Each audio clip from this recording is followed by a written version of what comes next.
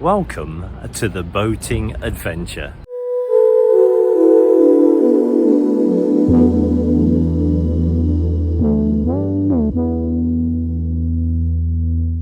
Well, a very good morning to you. It's a bank holiday Monday. It's Monday the 6th of May 2024 and the sun is shining. For my significant birthday this year in February, Steve bought me some pictures of the swamp duck that he'd had made up from some photographs. The first one is this one, and this is the swamp duck at Sutton Stoplock on the North Oxford Canal. And the second one was taken at probably one of our favourite places on the canal network, and it's at Tixall Wide. A magical place, and it kind of made this picture even more magical. I like this picture because it shows the swamp duck more or less as it is now, with the solar panels and the lights and that kind of thing. There's a lot of detail in there, so thank you very much for those pictures, and they do take pride of place in the studio normally. Ever since there have been boats and ships, there have been people who've wanted to make drawings or paintings of them. Boat owners would often commission somebody to do a drawing or a picture of their vessel. And by the middle of the 18th century, there was a group of people that had grown up known as Pier painters. And basically they would paint the ships and the boats as they came into harbour, and then they would sell them to the masters of the ships. I recently obtained a second-hand copy of this book, The Pier Painters, Naive Ship Portraits 1750 to 1950, and in here there's a whole series of pictures and drawings of the ships, and it gives a whole load of information about the people that did the drawings. So it's an excellent book. If you happen to see this in a second-hand bookshop somewhere, it's well worth a read. And then for my birthday, my friends Phil and Nick bought me this book, Reuben Chappell, Pier Painter. Reuben Chappell is probably one of the best known ship's portrait painters of all time. So this is Reuben Chappell, and this is him in his studio where he produced his works of art, and this is him pictured with his wife Caroline. The book contains many examples of his works.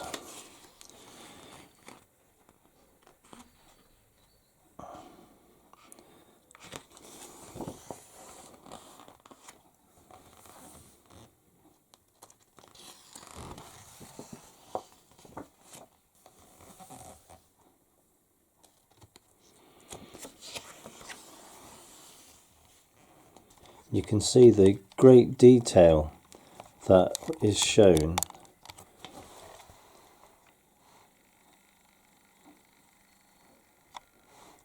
On the sails there you have all of the ties there for tying up the sail to the mast, and all the various rigging points, and he obviously had to make sure that he displayed the correct flags for the various companies that owned these vessels. And you can see through this book the way that ships developed from ships with full sails to steamers that had some sail support.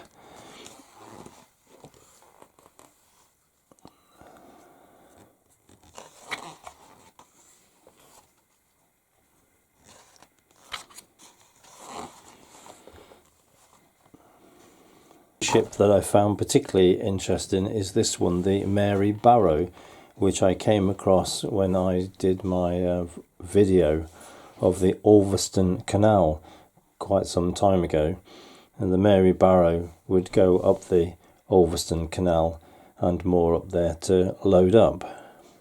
It is estimated that Reuben Chappell produced in excess of 12,000 paintings of ships and boats during his lifetime. Reuben Chappell was born in Goole in 1870, and he made portrait painting of ships into an industrial art. He would then go and sell them to the vessel's owners at the dockside in Goole, and they would then be distributed far and wide, and he would sell them to the owners and crew and anybody that was really interested in having a proud picture of their ship. In order to sell them, he had to make very sure that his paintings were extremely accurate, down to all the rigging and the sails and all the equipment on board the ship that you could see. And that was the appeal of them, that they made each ship special. And of course, as time has gone on, they have become a very accurate historical record of the development of ships and boats in this country and elsewhere in the world. So his pictures have become much sought after and very valuable. By far the largest collection of his paintings can be found in Goole. So in April this year, Helen and I went off to Goole in search of Reuben Chappell's paintings. Well, a very good day to you. It is Wednesday the 17th of April 2024, and today we have come to the UK's most inland port. We are in the town of Goole, and we've come here because Goole is the birthplace of Reuben Chappell, who is one of the Pier head painters. And the Civic Society have produced a Reuben Chappell trail. So I've been down to the library and I've got myself a copy of the little booklet and the map, and we're going to walk around this inland port, and we're going to be looking out for pictures of Reuben Chappell's artwork. And number one we've just found, because it starts just opposite the Lowther Hotel. So we'll go and have a look at the first picture. This is painting number one of the Humber Billy Boy Masterman, a coal sloop. It's pictured in the Humber. She was built by John Masterman Horner of York and registered in Goole by Mr. Powell of Reedness. She represents one small example of the town's coal trading vessels. The Masterman was lost in 1906 while bringing coal to Goole. While moored off Witton Sands in the Humber estuary, she was caught by a spring tide and dragged into the sands with the loss of the master's wife and children, who were locked in the cabin. Neither they nor the vessel were recovered. The painting is located opposite the Lowther Hotel, which was the first building to be opened in Goole in 1826. The first landlord was Isaac Mason Harvey, who was born at Aston-upon-Trent in 1791. So that was number one. We're now looking for number two, and that's on Church Street. So we're now in search of Church Street in Goole. This is all the old dock area that we're in at the moment.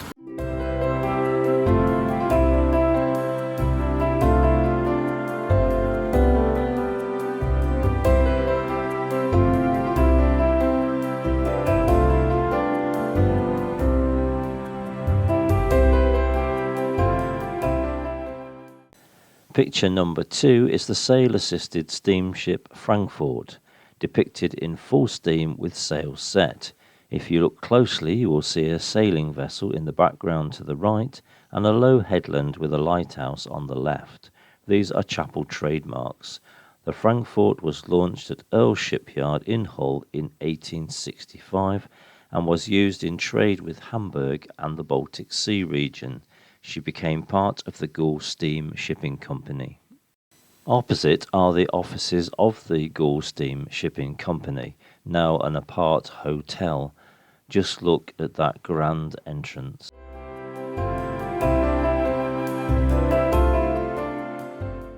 This is St John's Church in Goole. Opened in 1848, it was built in the Gothic Revival style. We're now looking for picture number 3, which is of the SS Syria.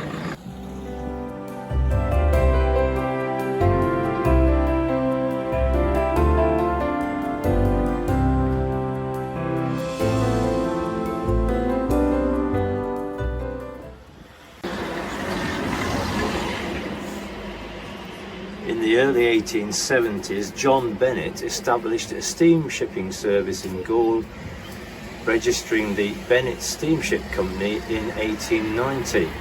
The company traded with the continent, carrying coal, fruit and general cargo. Depicted here is the steamship SS Syria, flying the company's distinctive Red Cross flag, which is also shown on the funnel. Both world wars impacted deeply on the company, and the Syria was requisitioned into service in the First World War as an armoured patrol boat. It was then returned to the company.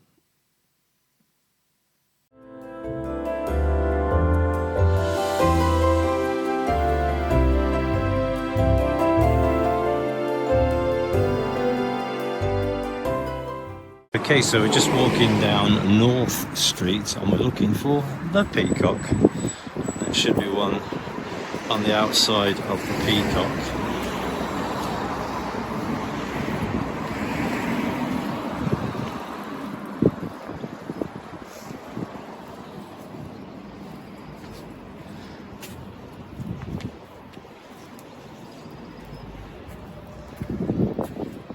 So this is the SS Argus. So this is number 4 on our trail. You can see the great detail that Reuben Chappell put into his paintings. They had to be accurate because nobody would buy them otherwise. Because what he would do would be to get the painting done very quickly, and then he would rush down and have to sell this to the ship's master before it sailed away. So he didn't have a lot of time to complete his work, and there's his signature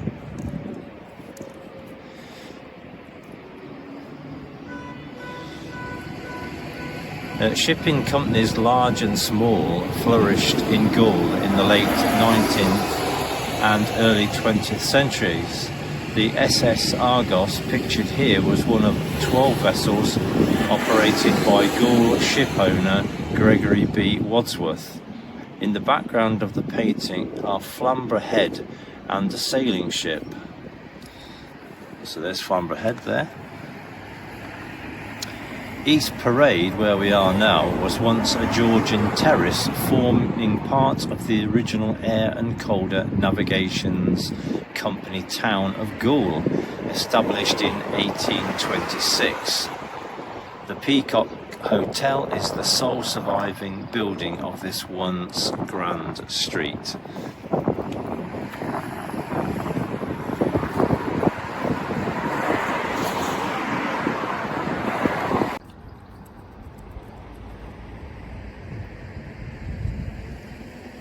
So for painting number 5, we have to look for the Seamen's Memorial, and there is a blue sign to it.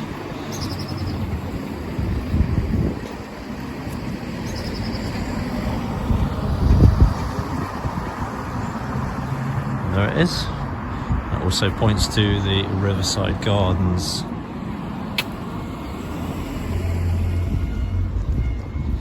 There we have the River Ouse.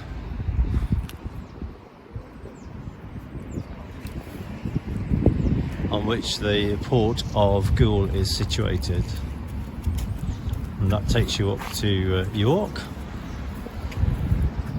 So here's painting number 5 of the SS Hook Road. Shipping companies' vessels were often named after local landmarks, as was the case with the SS Hook Road, a cargo ship operated by Gould and Hull Steam Towing Company. She is pictured in this watercolour carrying out vital service in the First World War. She was sunk in May 1918 while transporting coal to Reuben. Gould's men and ships contributed greatly to the First World War, with more than 800 men serving in the Merchant Navy and 37 giving up their lives. The contribution to both world wars is commemorated in this memorial garden, which we'll look at next.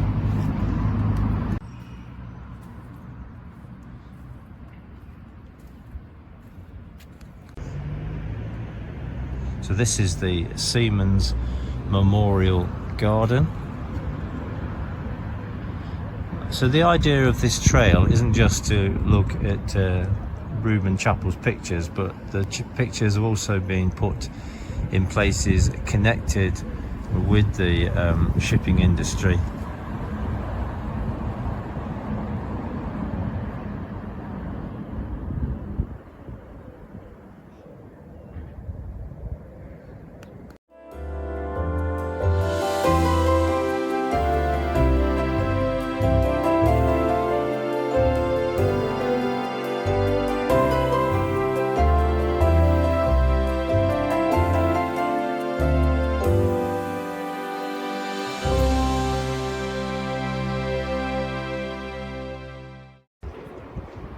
So this is Stone House, and just seen the picture is on the black gates at the side here on the railings. This is number 6. It's a little bit worse for wear, this one. This watercolour depiction of Danish vessel Ansgar has a remarkable family story. In 1910, Peter's grandfather, Captain Hans Jørgen Aresen, then a 17-year-old ship hand, commissioned a Reuben Chappell watercolour of his ship. She sank not long after, but Hans was rescued and later gave the painting to Peter, who brought it to Gould when he moved from Denmark in the 1970s. So we're looking for number 7 here, the SS Elvington.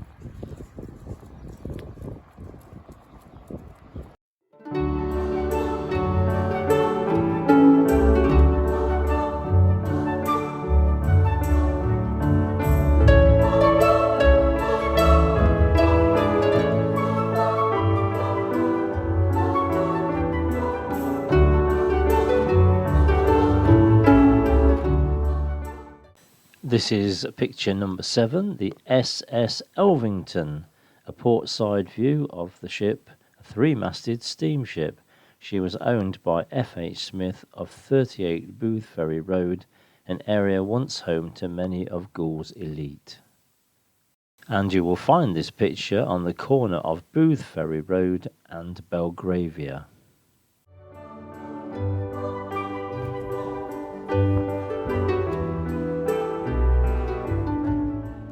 Look at the trail so far, Sandy.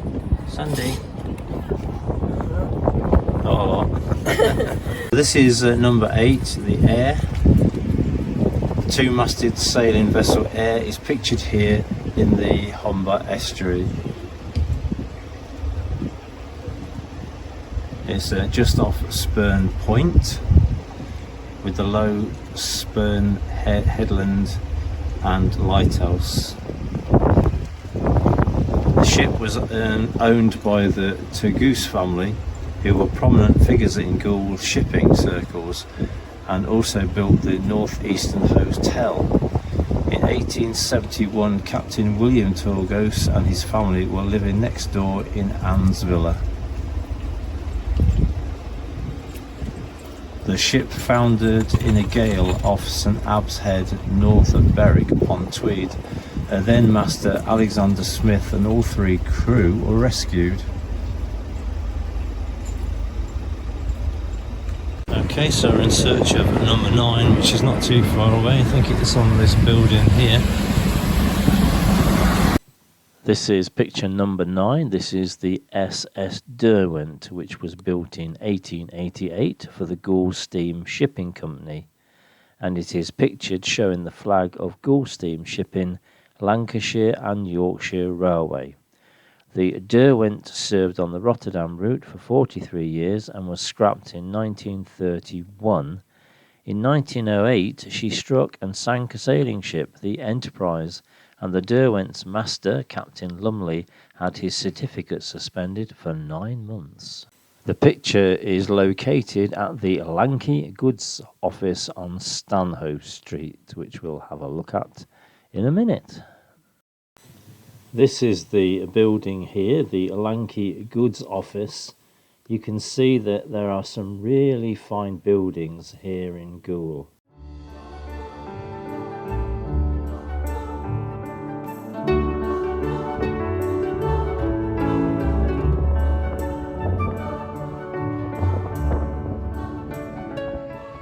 So you can see a sign up there for the Lancashire and Yorkshire Railway.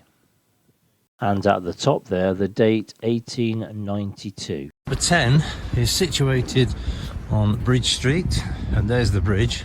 That's the way we actually came in today.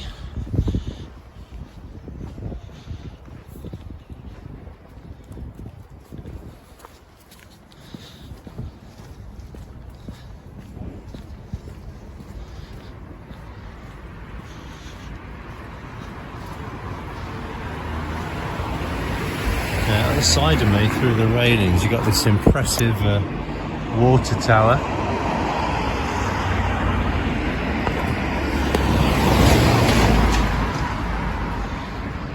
So these are all the modern usage of the dock area.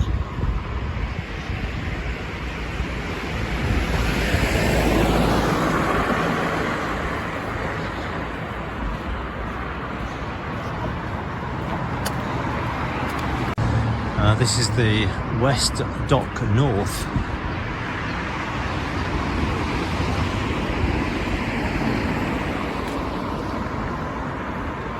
We just swing around here, we've got that church, St John's Church, which is in the centre really of all this dock area.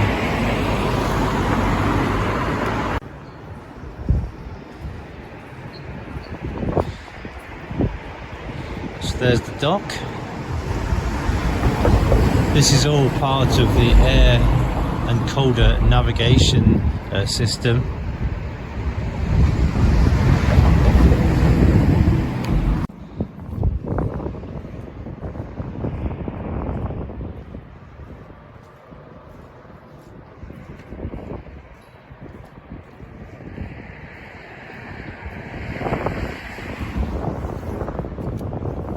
Okay, so here we are at number 10. This is the George Kilner. Reuben Chappell was born in Doyle Street, where this painting of the George Kilner is located. At that time, the area was a densely packed mixture of houses, shops, pubs, and industries tied to Goule's shipping and maritime trade. This picture is of the same road that I have just walked down. The bridge that I crossed is at the top of the picture.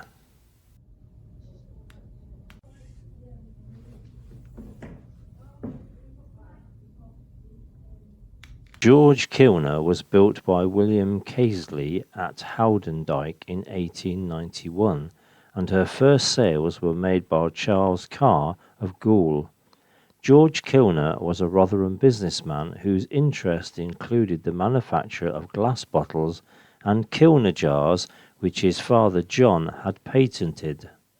In 1899, the George Kilner was stranded off St Kilts in the West Indies while carrying a cargo of molasses from Barbados to Newfoundland. The 8 crewmen were saved and the vessel was salvaged. She continued trading in the West Indies under the name Aurora until 1935.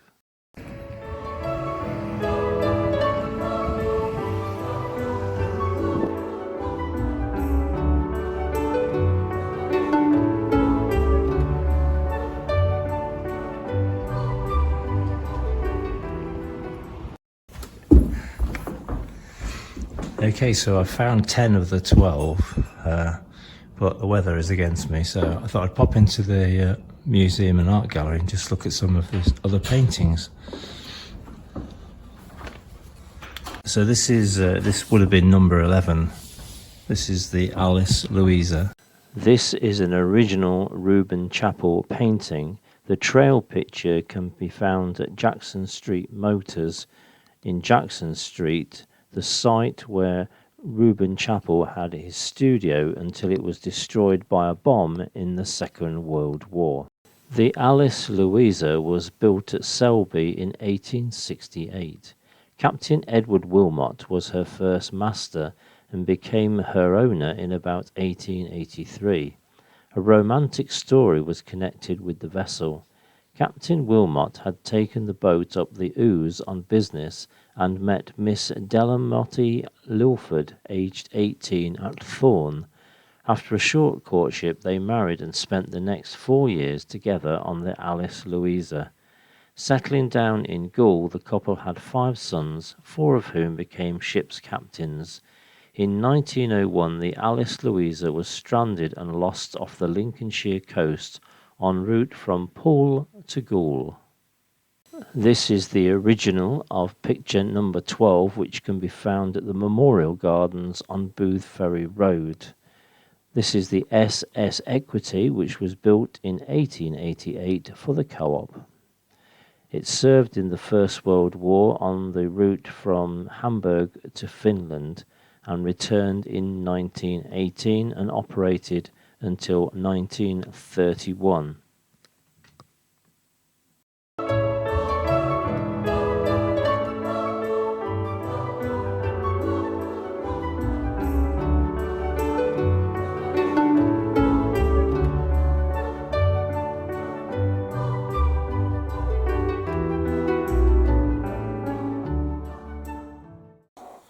So I hope you've enjoyed that video and it's been informative.